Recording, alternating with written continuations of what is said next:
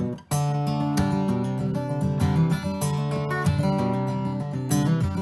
right, guys, our next guest on the show, a friend of the show as well, JD Shelburne from the big city right there in Louisville, Kentucky. And I did say it right, JD. I've got to show off my pronunciation chops this morning. Yeah, there's actually several ways that you could say Louisville, but you did well. Welcome. Now, JD, tell us, new single out and about in 2021, nonetheless. I mean, did you ever think that a new single was going to come? We were going to do it last year, and then the pandemic hit. I'm like, I don't know if it's smart to put a single out when I couldn't really tour. I couldn't meet radio.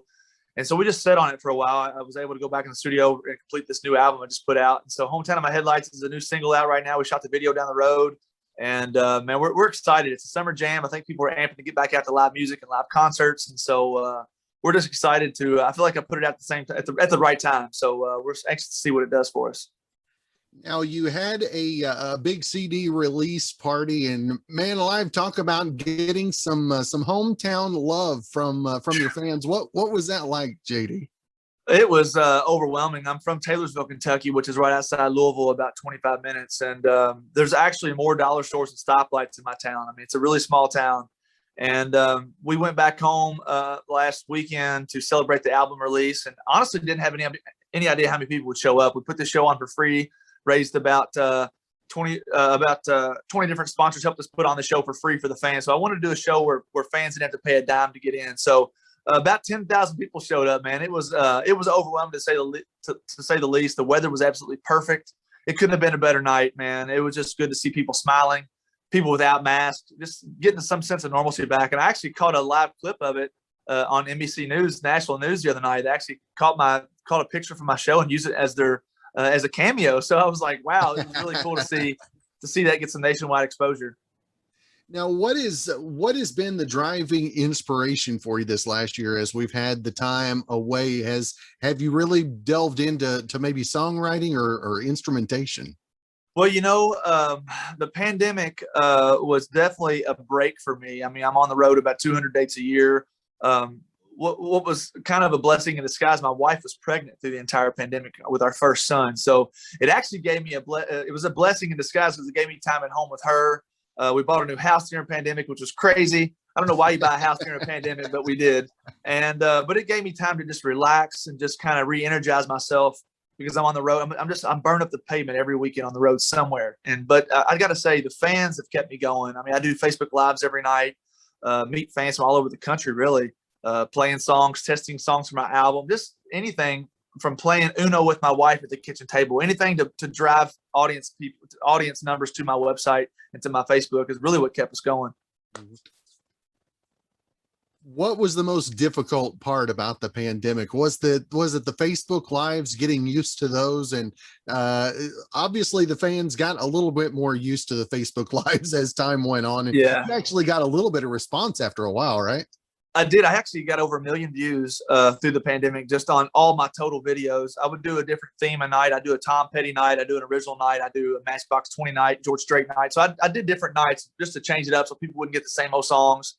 And I would do different things. But I got to say, the most disappointing part of the pandemic was 2020 was going to be the biggest year of my career. I was on the cover of my home state tourism guide. I was getting every county fair and festival known to mankind. And then I lost about 87 shows. So as the weeks went on, I'd get these emails. Unfortunately, we're canceling our show. We're very sorry, but we had no choice. And so I lost a lot of money, as a lot of artists did. So that was probably the most disheartening part of the pandemic. But as the months went on, I realized it was probably the best for my fans, for me, for our health. And so I just dealt with it, and just allowed myself to take a break from the road. So I'm hoping most of those shows will come back. I have gotten several of them for this year and hopefully a few for next. But it was very hard to lose 86 shows I worked so hard to get. And they weren't just bar gigs, they were festivals. So, once I got over the hump with that, I was fine. once you got past that, right? Yeah. Now, as shows are opening back up, I mean, how different does the landscape look after a 16, 18 month kind of a pause, if you will? I feel like fans are happier. I mean, like I just did the show in my hometown. I saw people that I hadn't seen in my shows in years, family members that don't ever come out. friends that I never see on the road. I mean, it was just like I got a whole new, just a group of fans. And it's like, I feel like people were just, I've actually sold a lot of merch on my website this week, a lot of records and stuff. And I'm sending them to people that I never even heard of. And so that's a good sign to see new people coming out. I feel people are just more appreciative of your music. They're making posters and signs, and it's just, I feel people are just getting to a sense of normalcy where they've missed for so long. And so, this past weekend or the weekend before last was my hometown show. That's where I really kind of noticed, like, just a fresh breath of air to walk on stage and see people screaming rather than a Facebook Live in front of an empty room. And but it was great. And we're on the road this weekend for starting our summer tour at a county fair in Indiana. So I'm hoping for the same experience. Now, you talk about it being different up on stage. I mean, how are you different coming up on stage after that time off? I get more nerves. I mean, I was really nervous at my hometown show, I guess because I was hoping people would show up, because, when you do a show in your hometown, you're not sure if they love you or hate you. And it's like, I had no idea really what to expect. And I mean, I knew we had sold out of VIP tickets for the pit about 2 months before the show. So I knew I was going to have at least 100 people there. So that was a good feeling. But I got to tell you, man, I was nervous because, some people commented and said, hey, they're still scared of crowds. Sorry, we're going to miss it. Or, hey, we're on vacation. I got so many friends say, man, we're on vacation. We're at cheerleading competitions in Nashville. We're going to miss your hometown show. And I got a lot of those. And I'm like, gosh, man, if half of those showed up that were going to come, it'd be packed. And so we ended up, I remember sitting in the bus that day after the show and just seeing people walking by the window to the concert venue all day long with chairs. It was a good feeling. And it just felt good to see people again, man. It just, it's almost like I'm a new artist again, because it's like I didn't tour for so long, and I'm back in the saddle. It feels good. Now, how much different do your 2021 summer plans look after losing last summer, especially with the youngster, right? Yeah, I'm not really sure. I mean, Amy, my wife, actually traveled with me to every show. She sold my merchandise and did odds and ends things we needed to be done. Well, that's not going to happen anymore.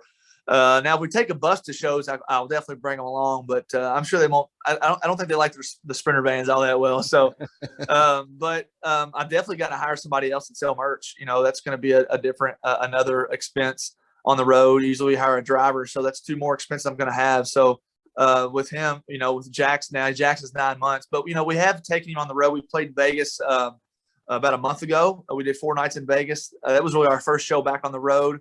He came, so they just kind of hung out at the pool in the hotel room all day. So we've taken him on the road. He does well on the road, but it's my wife who I don't have her help anymore. So I'll have to adjust to that, but hopefully it'll be fine.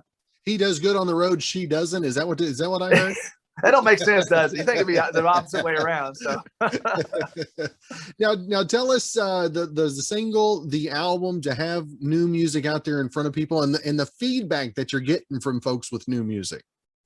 Man, it's just it's been overwhelming, to say the least. I put the album out. I recorded it all in 19 and then mostly in 2020 during the pandemic. I added 4 more songs. So it allowed me to spend more time at the studio with my producer, write some more songs, and write with some hit writers. And so I put this out on the 25th. So it went to number 9 on the iTunes country chart, and for no label and no manager. I mean, I do all this on my own. I mean, it was a proud moment for me to chart top 10. So I've been doing this independent since I moved to Nashville. So that was a big moment. And then People Magazine featured the video and did a story on my career chase of where I started, how far I've come, and really I've done it mostly on my own and with fans. I built fans the old-fashioned way, and I feel like at the end of the day, they really helped me get to just to build tour dates and get big shows. So we're actually gonna do a lot of festivals this year. We're opening for ZZ Top next weekend. Oh, nice. So now it's just getting on radio, man. So we appreciate you having us on and helping get the name out. Now, who are the favorite? You talk about opening for ZZ Top. Who are the ones that, I mean, I know you've got a list of your favorites that you've opened up for. Who were some of the favorites that you've gotten to work alongside? I think some of the nicest that treated us was Steve Warner was really nice, and he ended up inviting me to the Opry after we opened it up for him. And another one was the Kentucky Headhunters were big favorites of ours. They treated us well, but most everybody we opened for has done pretty well, except for a few. There's been a few that hasn't really given us the time of the day, but it's just part of it. I understand that. I've been in this business long enough that there's a lot of nice artists and there's a lot of rude ones, and you just got to take it with a grain of salt. But I tell you, an artist that's I've never opened for that's treated me with more respect and has been nice sharing my stuff, and it's the Oak Ridge Boys. They have done so much for me, and just been just mentors, and have shared my stuff on socials, have given me quotes, have called me, have texted. I mean, they've just been super nice. And to be Hall of Fame members and Grammy nominated artists, it's just mind blowing. Yeah, they were my very first concert that I ever went to, and about Wow. 7 years ago, I got the chance to finally sit down and interview them. And yeah, it's like you said, you put them up on this pedestal, and you think there's no way anybody can strive to reach that, and they go above and beyond that. That's for sure. 100%. Yeah. I mean, for Hall of Fame members, Grand Ole Opry members, I mean, they're getting pulled in every direction you can think of, I'm sure, but they still make you feel welcome. And I think that's the most important part. I'll always remember that. And just thankful for artists like them that help artists like me that's trying to get a big break, to help. It's great to have their response and their feedback. Yeah. Now, as everybody had the time off this last year, I love delving in and finding. Did you find any new inspirations, maybe melodically or musically, maybe a different sound that tweaked your ear in the time off? I listened to a lot of music during the pandemic. I actually dove back into 1990s country, and I would play George Strait, Tim McGraw, some of the old stuff in the 90s. I listened to on my playlist, mowing the yard or working on or out washing my car or doing anything around the house. We spent so much time, but I got to tell you, I watched more Netflix that 7 months or whatever it was than I have in my life, and it's just like, I just found that I just was lazy. I'm like, I just sit and watch TV all the time. And I did write songs and stuff, but I was constantly getting in front of my fans on lives or some way and somehow. But I exercised a lot and just did little things that I normally probably wouldn't have done. And most of it was spent with my wife. I mean, we spent a lot of time walking. She was pregnant a lot of times, so I'd have to motivate her to get out and walk a little bit here and there. But like I said, we watched more Netflix than I could ever even tell you about. I mean, it was just crazy, but we enjoyed it. Now, what was your biggest binge? Gosh, that's a good question. Probably, I want to say snack food, but no, not really. I don't know, man. I mean, I gotta say, we watched a lot of like the Ozark Netflix, and like we watched it every single day. And so we would finish dinner and watch it at 2 hours every night. It was a series. And so we sat down and we watched that for, my gosh, as long as I can even, until it was over, until I guess they're going to bring back the last episode or something. So, but we did that a lot, man. But as long as my wife don't make me watch chick flicks, I'm okay. Life is good, right? Yeah. 100%. 100%.